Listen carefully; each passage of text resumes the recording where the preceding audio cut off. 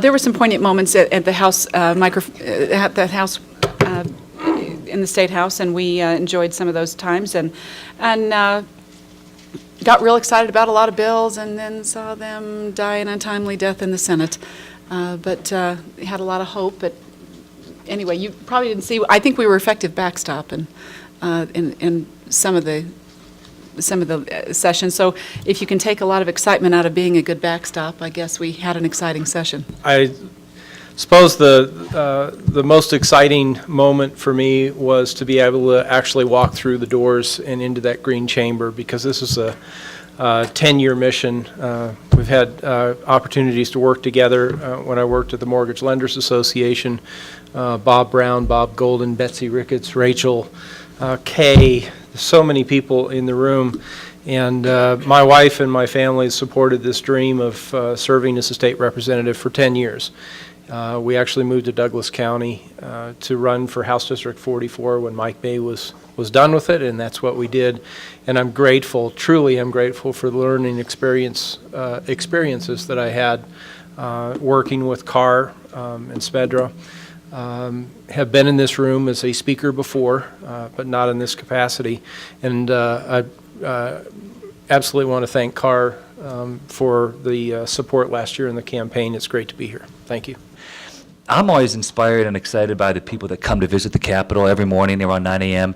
After roll call, we'll have different guests. And in April, we had a gentleman who was actually walking across the entire length of the country barefoot to raise money and awareness for veterans with PTSD.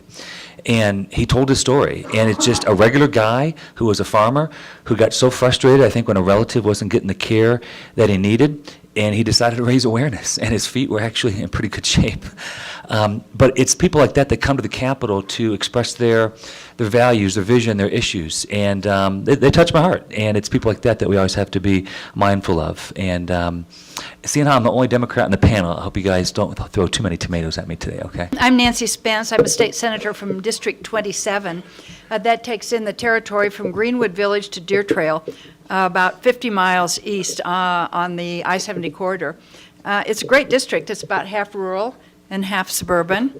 And my rural guys say, stay out of Dodge. If we want something, we'll call you. Don't come running out here and try to help us.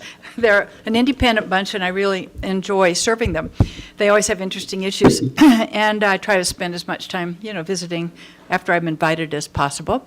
I want to right off say how grateful I am to you realtors and to your organization for the support that you've given me over the years. 13 years on the Cherry Creek School Board, and each year that I ran for re-election, I enjoyed the support of your organization. Energy consumption and renewable energy is a really hot topic at the Capitol, as you could imagine. I was really interested to find out just last week when I met with some representatives from an organization called Next Era Energy, and a company that's come to Colorado to put in wind farms and possibly solar farms and so forth. They told me that Colorado is second after California as having the highest renewable standard mandate in the nation. That is to say that the citizens passed a mandate a few years ago for 20% of renewables by 2020. The legislature has upped that increase twice. So now we have the expectation or a mandate of 30% of our energy has to come from renewals by 2020.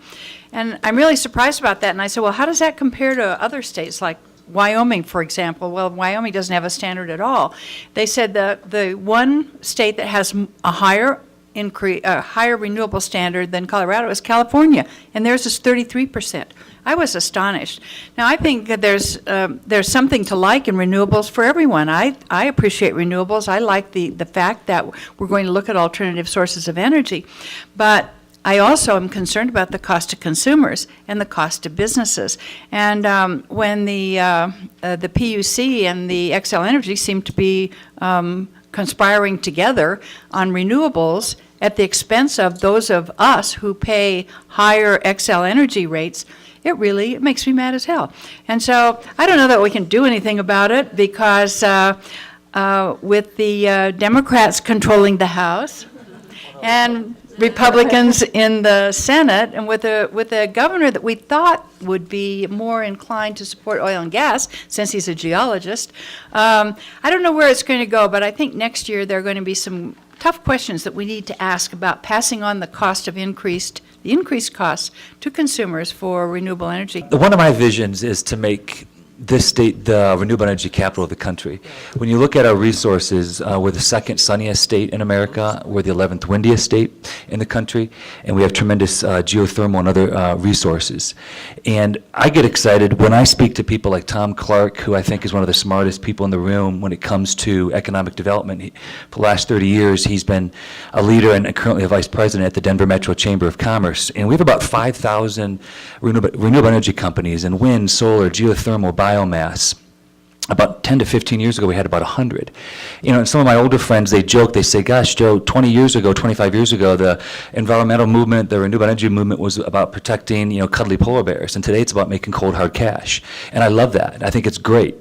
And I'll give you an example. We've invested a few $1 million in CU and CSU and some of the other major research universities in Colorado in what's called these technology transfer departments, where we kind of put together the venture capitalists, the VCs and the angel investors with the white coat scientists. And last year, CU spawned over 58 companies. One of them found a way to convert algae into biodiesel and biofuel. I think that's great when you can take a public-private partnership and actually turn it into private sector jobs. To me, in terms of one of our roles here, I would respectfully submit, and I've talked to a lot of economists, that the multi-billion-dollar Cherokee facility was a large factor of some of the rate increases.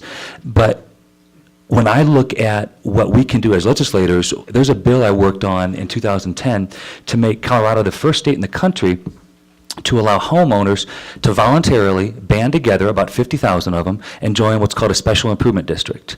And then collectively, they'd go bond on the open market and receive enough money to put solar or wind, or especially do energy efficiency or weatherization. Then they'd pay it off over 20 years at a fixed rate of around 5% through their property taxes once a year. A few counties and a few cities have done this across the country, but we were one of the first states.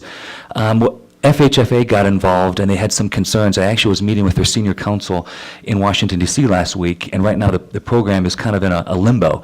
But to me, it's just a consumer option. Yes, you can still go to a bank, but many banks aren't lending if your FICO score is under 700, and even if it's a small $10,000 to $20,000 loan. I just wanted to create an additional consumer option. So thank you. Joe, I'm grateful for you being here, because we're going to see that there's a difference of opinion on just about every subject. I would say it's really a pleasure to serve with Representative McCloskey, and we do sit on a committee together, and I respect him very much. So this is not to go after Joe, but just to tell you where I sit and where I stand. I made it very clear on my website and in what I said last year when I ran. Man-made global warming is a myth, and I am sick and tired of catering to an agenda that I firmly believe is a myth. It's not real. Does that mean that I am opposed to wind and solar? No. If someone can make money at wind and solar, and there's energy to be had and sold and purchased, then that's fine with me. I am grateful for the district that I live in. Squeaked by last November with 76% of the vote, so I can kind of speak the truth as I see it. And if that is completely out of line with my district, then you won't see me back in 2012. But I think that I probably do speak for most of the people who live in my district. I can stand up and say I like Western coal, and if you need to put clean before that or dirty before that, that's fine. I think that Xcel and others can find ways to use coal in environmentally responsible ways, not opposed at all to natural gas. And the last thing I'd like to say is, in a state that is so blessed with abundant free gravity and annual snowfall, why we cannot find a way to use hydro in this state is just beyond me. I do remember Two Forks, just turned 50, so I don't remember exactly where that came in my relative to voting age, but no, we don't necessarily need to build another Hoover Dam in Colorado, but we do have an incredibly powerful resource that we are, I think, just self-limited. We don't allow ourselves to even have that conversation because of what happened with Two Forks.